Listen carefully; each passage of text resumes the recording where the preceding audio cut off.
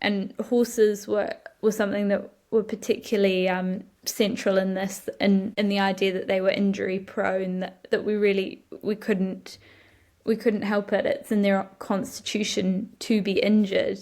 That really does make it difficult to try and work on if there's that complete acceptance that that's the way it is. We've bred them to be like this.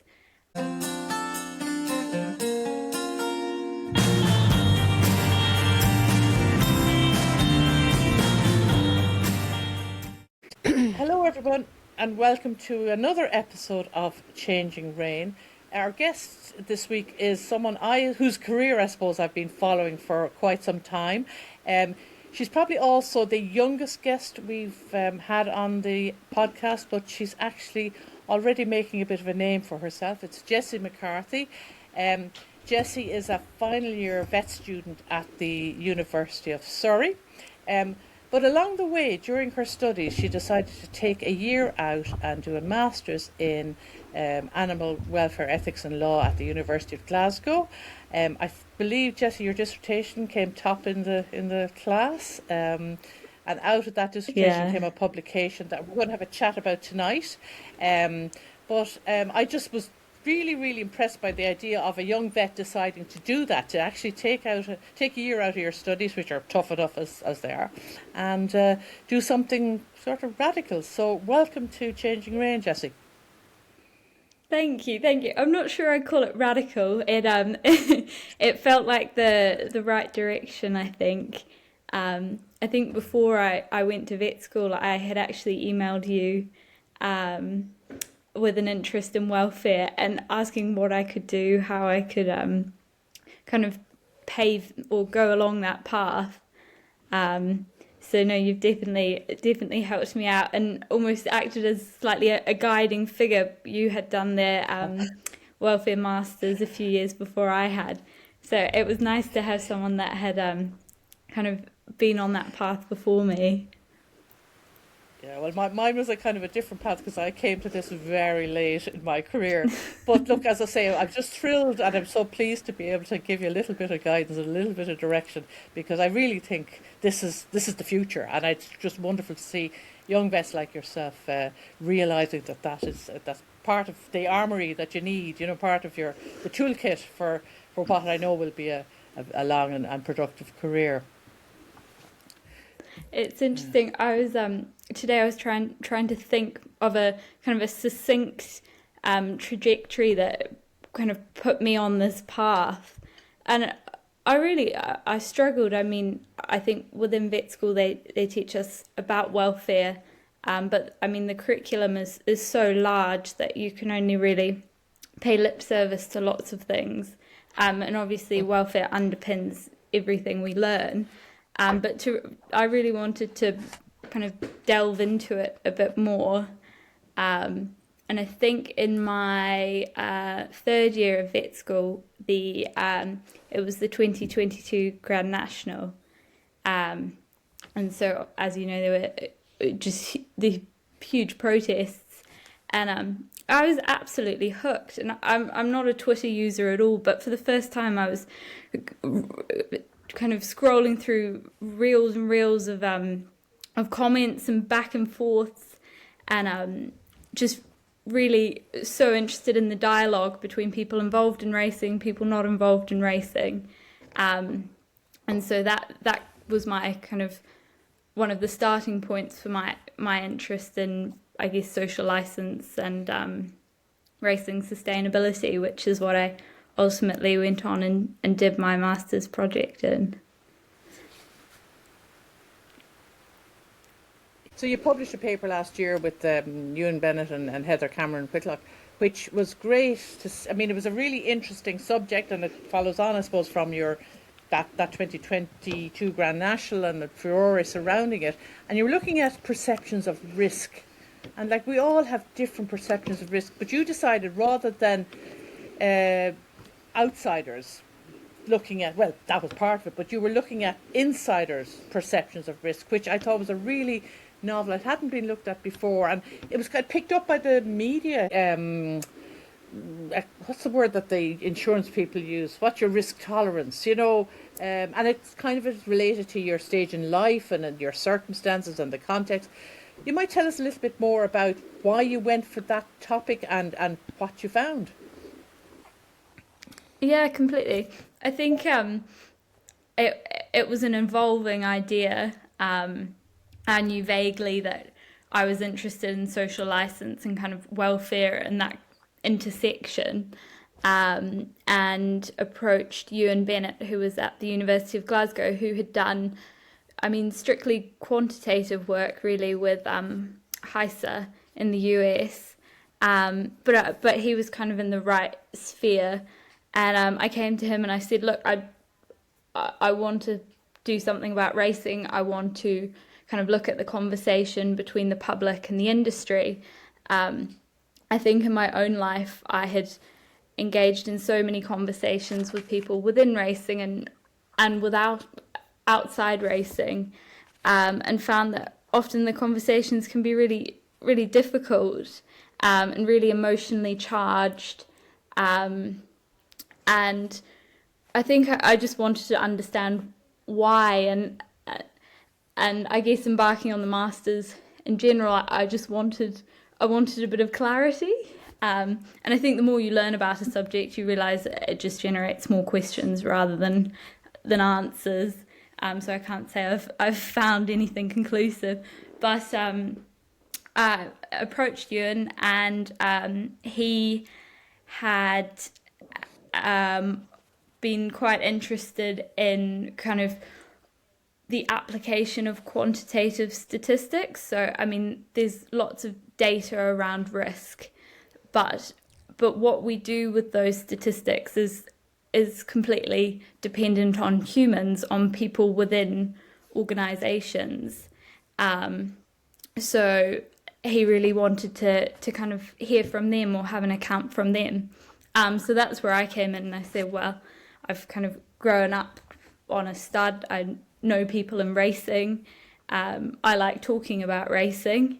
So we kind of married those two together, and ended up with my dissertation and ultimately a paper about risk perception. So it was definitely iterative. As we went along, we kind of refined the study a bit. But I think we always knew that rather than numbers, it was about what people thought and why they thought that, which I really like. I think, as much as the horse industry is about horses, it's also about people, and really tried to kind of document that. Yeah. So, Jessie, one of the themes that came out of your paper was that risk was sometimes perceived as like a communication problem rather than a welfare problem for the horses in the industry.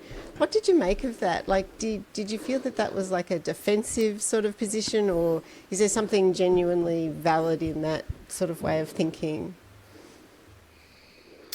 I think it's something I've kind of grappled with quite a bit. I think we found stakeholders really found that the communication aspect of risk was the bit that kind of was the problematic aspect, if that makes sense. It was where the kind of disconnect between the public and them were. And so they were constantly being drawn back to how do we translate our reality into something maybe palatable for the public. I think it can be both. I think risk to horses is a question of welfare, but I also think it is a question of communication. And I guess in your email, Mita, you mentioned touching on the idea of a tragic accident or an inevitable incident, and how do you use words to try and capture the reality, and it's really difficult. I thought about that quite a lot, and I guess in risk language you would call call it an adverse event, but I mean that sounds completely clinical and not something that we would use in our everyday language. But I think in that it takes a position of neutrality almost, whereas accident maybe feels slightly fatalistic. We can't do anything about it. And incident, again, the same. It's something that we have no control over, but I think these things we do have control over, and we need to communicate that. So that's a very long-winded answer, but hopefully I've slightly addressed your point. Yeah, no. Yeah, a lot of people within racing, and I think this came out in your paper, some people would see this as something that needs to be explained as it's just part of racing. You just have to accept it. Yeah. There's another group who would probably think, well, let's not talk too much about it. Let's keep. There's another group who might say, well, let's do all we can to minimise it. And there's this tensions between all those groups, and then of course there's that kind of normalised. It's inevitable. It's part. So look, I'm not. I sympathise with you because I think it is a genuinely difficult area to communicate, and in trying to communicate, I think we all get tied up in knots, and maybe lose sight of the simple things that we could be doing to actually make things better. So yeah, it's not an easy subject. Completely, and I think across all my interviewees, that was a kind of the resounding idea, and we all stumble on our words trying to come to the correct solution. But I think that it's not just a PR issue. I think it's a genuine threat to the sport, and I mean that's been kind of documented in quite a bit of research, that we are concerned about the amount of horses that are being injured, that are being killed in racing, and I think younger people particularly, and increasingly, and so I guess in speaking to stakeholders, we really wanted to know what their take on that is, and I think across interviewees, people are concerned about that, of course, but they also have never had the language to talk about that until recently. They've never had as Mita said, there's lots of people that think, well, actually, perhaps if we don't say anything, let sleeping dogs lie, for example. But I think we're increasingly finding that that's not a tactic that works. And I mean, across other industries, it hasn't worked, and we can see proof of that. So I think it's a learning process for everyone about how we find the right words, how we take the right steps to try and move towards some sort of solution. But I think it's a wicked problem in that it doesn't have a simple solution.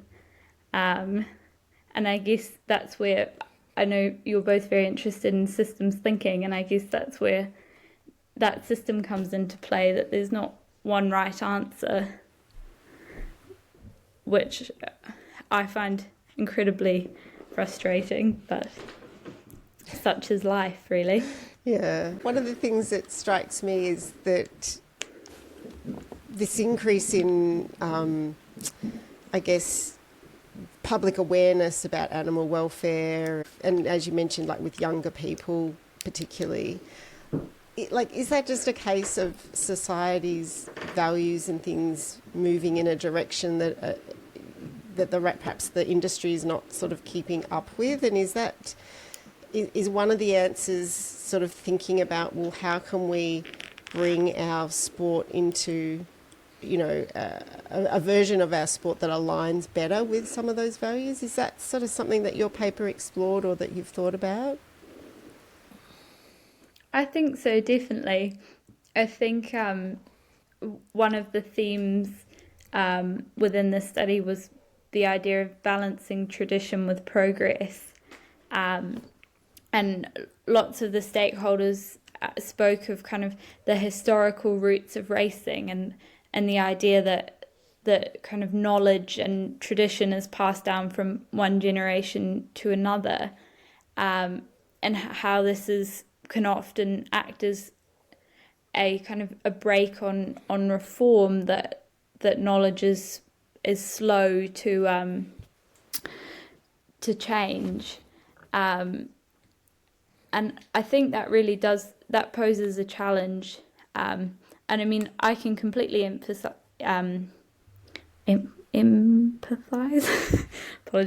empathize with that. I'm, I guess, the third generation of living on a stud farm, and I can see practices that going off and being trained in veterinary are completely outdated, but they've been done for 50 years and aren't causing a problem. However, times have changed, but I mean, as we all know, change is difficult, change is scary. Change is only enacted when there's a big enough driver to spur that on. And I think especially in the last few years, we are getting to the point where I think that change and reform is being increasingly called for. And I think as a sport, we are moving into the future. But I mean, if you look at other high-risk sports, Formula One, for example, I think that they are probably slightly more future-looking with technology. I mean, the dairy industry, for example, is another industry that's really utilised technology to improve welfare. And I think that's something that the racing industry and the equine industry as a whole is starting to embrace. But I think change is slow, but I think we are moving in the right direction. But I think that it is a definite, probably a concern or something that has to be factored in, I think, when talking about these things. I can give you a really tangible example. I was really fortunate to speak at the IEVA conference, the Irish Equine Vets Conference, and I spoke after the IHRB, so the Irish racing regulator, and they spoke briefly about pin firing, and a really experienced vet stood up at the end of their talk and said, I'm finding it really difficult to move away from pin firing. I've seen it work throughout my whole life. And now you're telling me that that's something that we want to leave behind. I have lots of people that will implore me to do this. How do you expect me to navigate that? And I think conversations like that you can't shy away from. I think you need to engage with them, but I think we also know better and can do better now. Just for some of our listeners who may not know what pin firing is, do you want to just give us a very brief overview of what it is?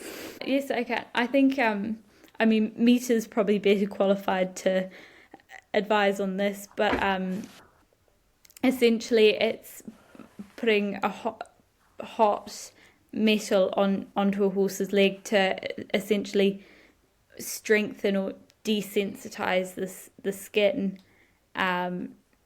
and the idea being that it will toughen up your horse's legs and try and prevent injury. All I'll say, Jessie, I'm very glad that you couldn't really explain it, because that tells me you haven't learned about it, and it tells me that it's never going to be in your toolkit, because it's really something that I think, as you say, should be consigned to the history books.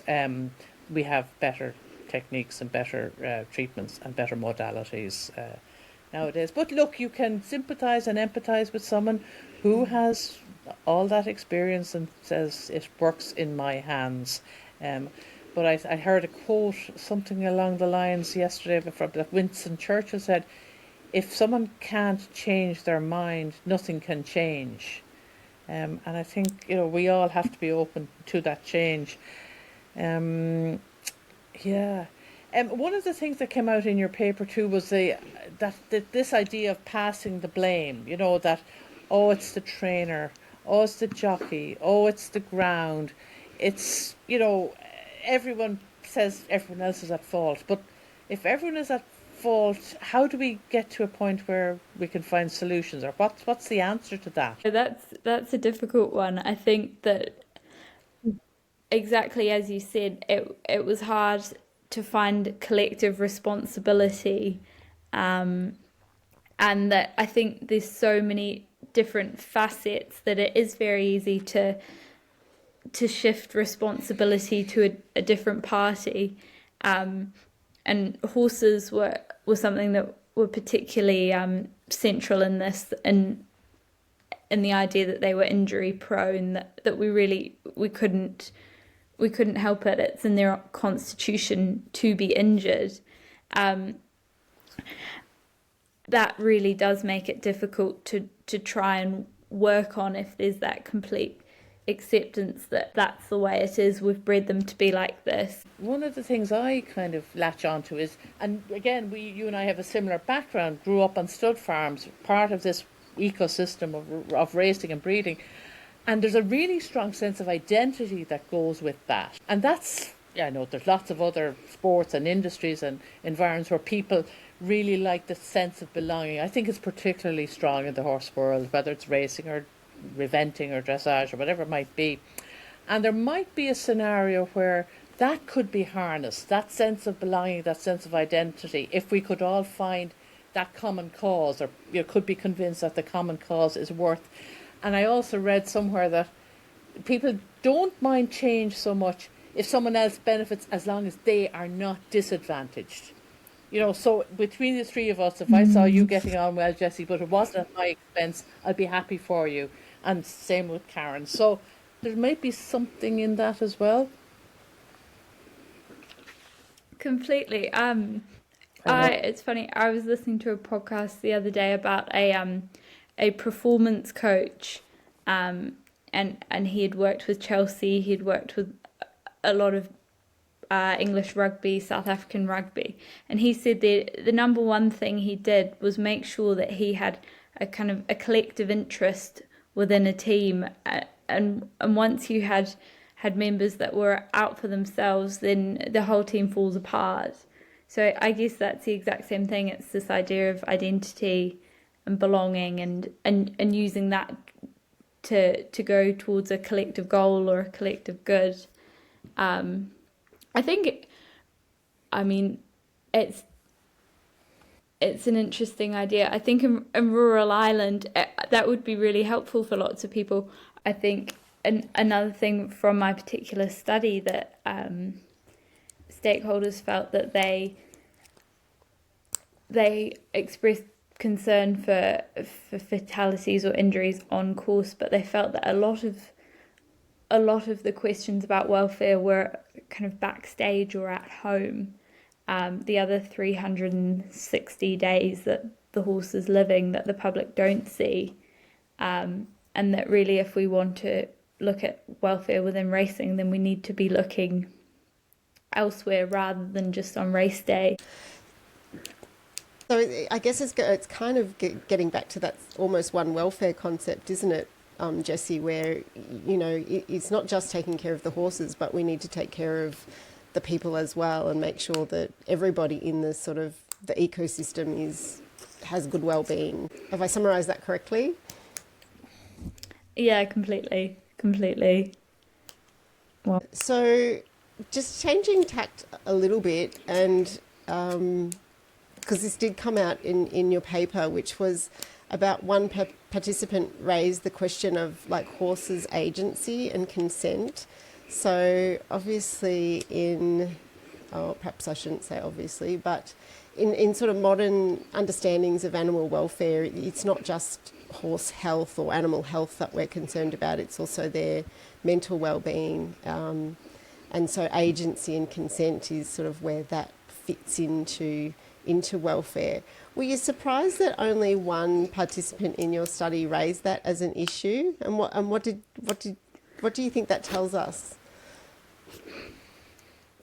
I think it's definitely interesting. I don't think it had surprised me. I think in speaking to people not directly involved with horses or not within the industry, it's something that's at the forefront of people's minds.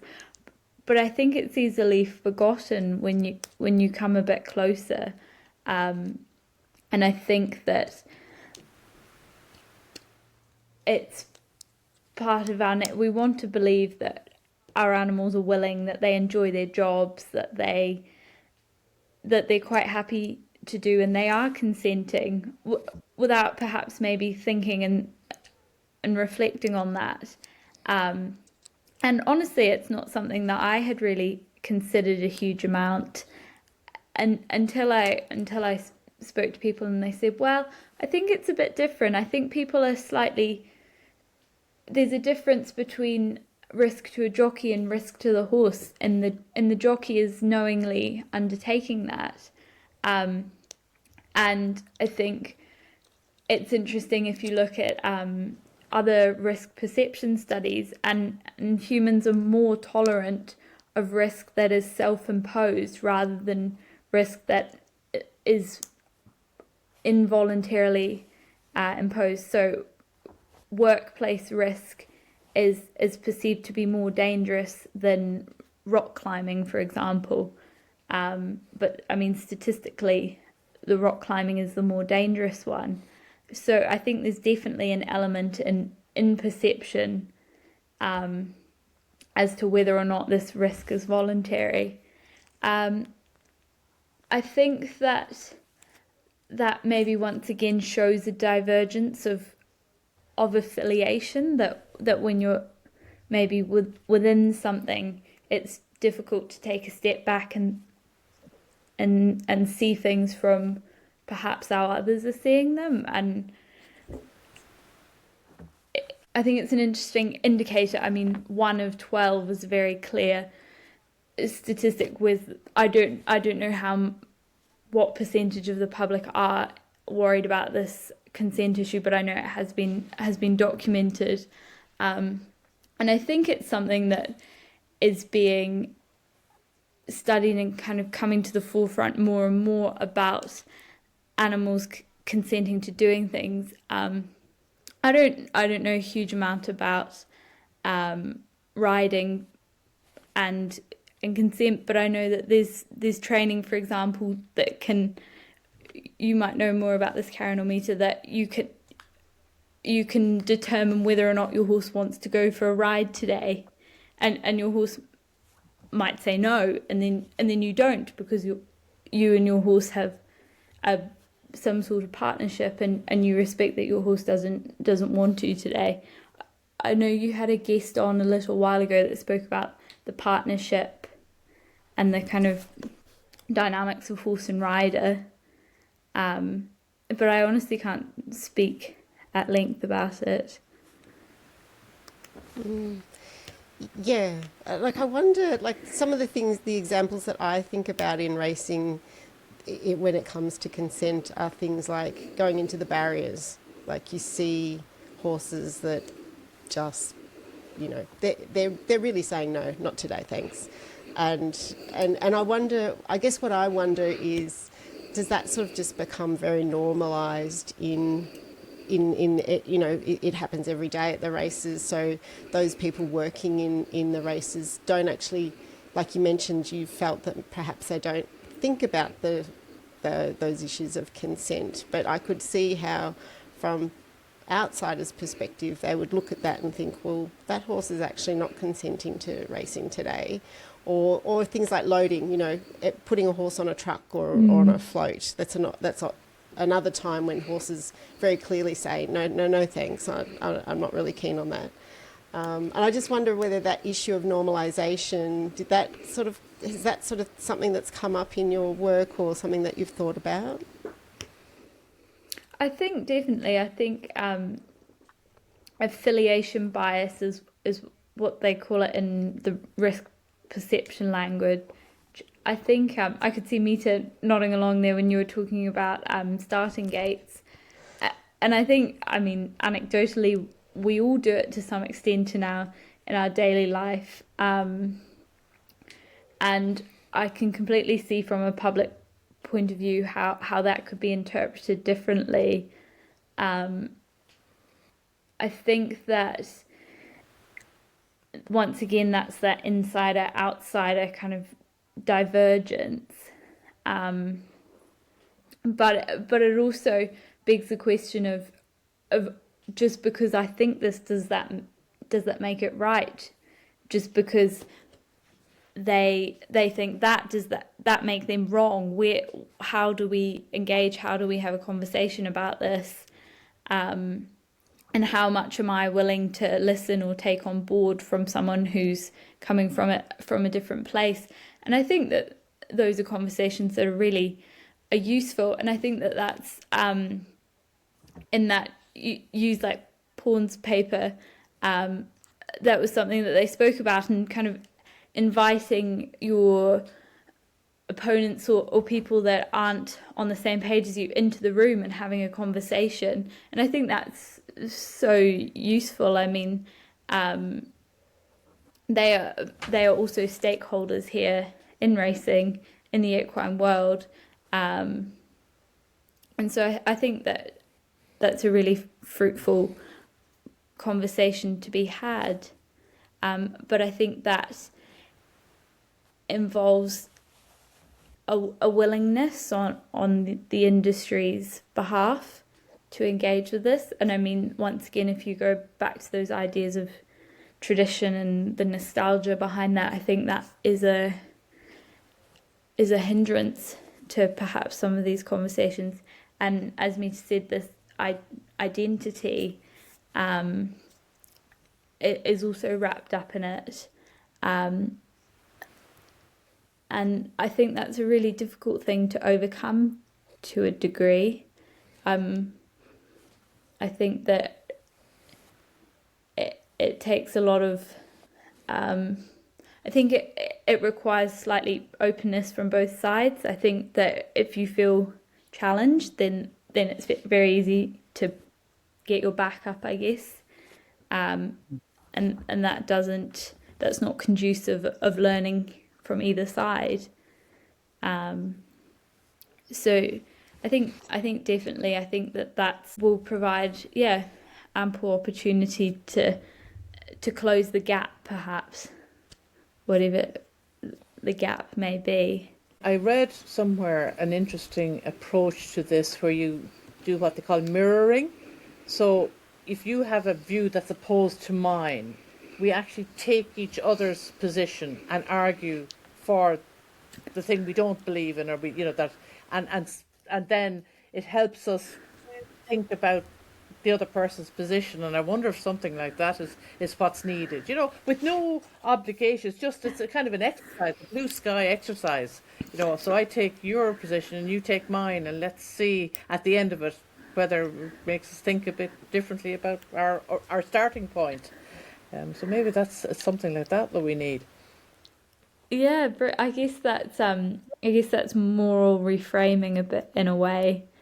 I used to do a bit of debating when I was in school, and I mean that was, you were always encouraged to take an opposing side to what you actually believed in, to kind of strengthen your argument and allow you to engage fully with the debate. I mean, it's not easy, but I think you're definitely right. It's so useful and might be a good blue sky exercise. Yeah, there's so many great exercises and activities and things you can do to help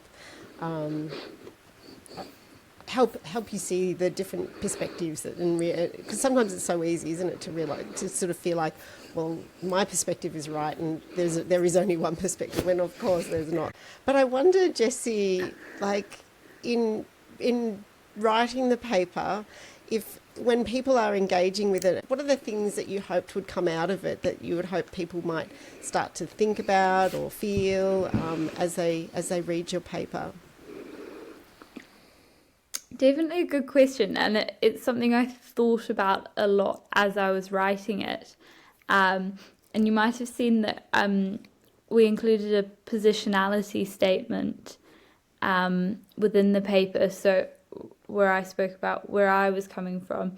And I think in hindsight, we probably should have put a positionality statement for all three, or just a brief line for all three, because as I was conducting these interviews, as I was coding, writing the paper alongside you and Heather, we found it almost challenging to kind of separate what we thought from what the interviewees thought to what we wanted to convey, and really had to come back to the idea that I am documenting what has occurred or what has been said in these interviews, and while directing in a certain way. I think really that in reading it, I would just hope to show in a way what a tenuous position lots of these stakeholders are in, and how we're all grappling for the answers really, but there's so many different forces at play here that are pulling us this way, pulling us that way.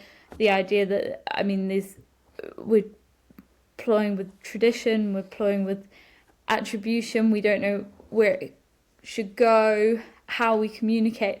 I think it really maps out quite a difficult position that these people are in, and often feeling that they kind of can be undermined from within the sport, that social media is a growing concern. So I think that's something that I really felt going through the interviews, that people just really were almost, as I said at the beginning, at a loss, didn't have the vocabulary to try and map out where they were and what challenges they were facing. So I think almost as a starting point to kind of begin engaging with these conversations. And I think also that depending on the person, that risk isn't something binary or black and white. And I guess in a way that's kind of the beauty and the curse of qualitative research. I mean, it just is a conversation in a way. So yeah, I think that obviously no matter who you are, you'll take a slightly different thing from reading the paper. But I think, as Mita said, it got a little bit of media attention, so I think it obviously maybe hit the spot or was an area of interest that maybe hadn't been mapped out before. Yeah, and I guess just offers or takes the temperature of where people are at the moment.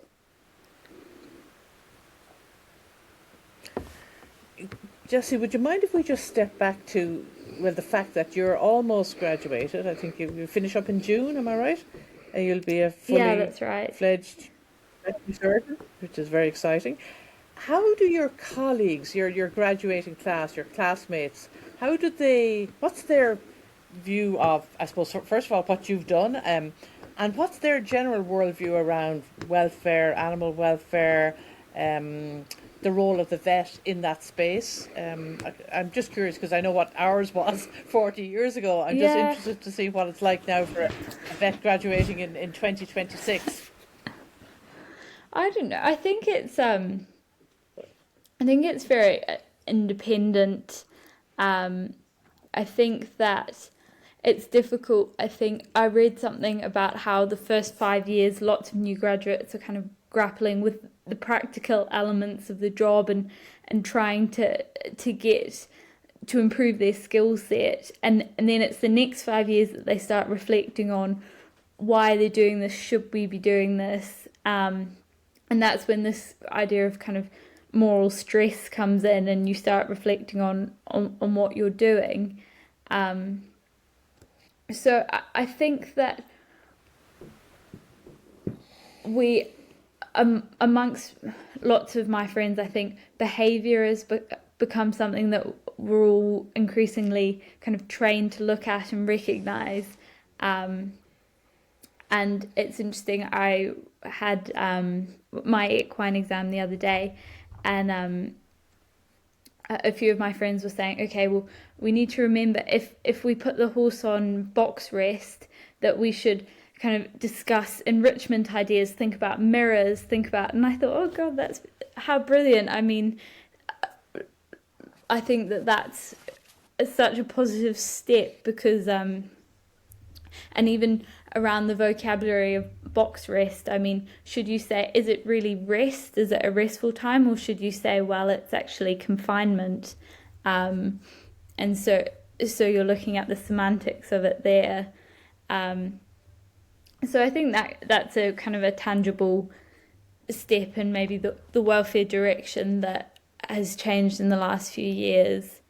But I think it's definitely progressing more towards maybe a slightly more holistic idea of what health or welfare in an animal is. I have a friend of mine who's just began veterinary, and she was asking me about castrating lambs, whether or not you'd use analgesia, and I said, well, I mean, I don't think that would be widely used. And so I think that we're starting to have more and more conversations about these things, which is really exciting. It's like, it sounds to me from what you've described, is that those conversations are much more, as you say, holistic, and looking at the animal, not just their health, but also their mental state. Yeah, definitely. I think we're learning more and more about animals' affective state and how they feel. Anthropomorphism is a word that we all know, but it poses difficulties in where do my feelings begin and the animal's state begin, and am I interpreting things correctly? I'm very relieved, Jessie, to hear about that progress, over the 40 years since I was in your shoes. It's a change in the right direction. It probably is going to make life more difficult for your generation of vets than it was for mine, which was purely about health, disease, stabilizing fractures, curing illness. You know what I mean? We didn't think about the animal as who had thoughts and feelings of their own. So it's really good to see where things are at now. I think that's a really, really great step, but as I say, it brings its own challenges. We have a genie in this studio, Jessie, and we give our guests the opportunity to have any wish their heart desires. What if you had one wish, what would it be? And she'll grant it for you. So we'd love to hear yours. I think I guess I'd like horses' natural states to be pushed maybe slightly higher up on the priority list. So more turnout, friends, forage, particularly more turnout. I think that would be something I'd love, but I understand there's constraints to that. But if we were living in an ideal world, that would definitely be top of my list. And my parents hate when I come home because they say, get them all out, turn the horses out. I don't care that it's raining, put them out. I think that's a real biting point for me. Hopefully I'm not asking too much, but Not at all. Anything else for you, Karen? There was one last question. If there's one thing you'd want a racing industry insider to take away from your paper, what would it be? That is a brilliant question. I think to be honest, maybe just to reflect a little bit on their insider status and what that kind of lends to, what opinions that lends to, and maybe to ask why and and and maybe generate a bit of conversation with someone who thinks differently, and pick out those ideas. I think that would be a really beneficial thing to come from it, and maybe, and it's something that I'm going to take away from this conversation, is to look at and to think about what can unite us all, and how we move forward with a slightly renewed sense of community or togetherness, because perhaps they could come up with the answer. Really, really good. It's a really good point or stage of this conversation to tell our listeners about something that they can find on the Changing Rein website, which is a quiz. It's something we're trying out. It's something that Karen developed. It's about equestrians' communication style, and what sort of attunement they have with their horses and how they communicate with fellow horse people. And there's no wrong answers. It's just gets you thinking. And I think we should maybe point people in that direction. What do you think, Karen? Absolutely. I think that's a wonderful place to sort of end our conversation with Jessie. It's really hopeful and optimistic, and I think that's great. And I'm so glad I asked the question. So for anyone who's interested, go on to changingrein.com.au, and you'll find it there I think it's under resources. It's just a fun quiz, takes 5 or 6 minutes, and it's as we say, just gets you thinking. Jessie, we're really looking forward to your future. I'm very excited. I think it's great to see someone with your passion and your enthusiasm. It really bodes well for the future both of veterinary medicine and of animal welfare science. So well done on your achievements so far, and we will follow your career with interest. Thanks for being a guest on the podcast. Oh, thank you both for inviting me on. It's been such a great chat. Thanks, Jessie.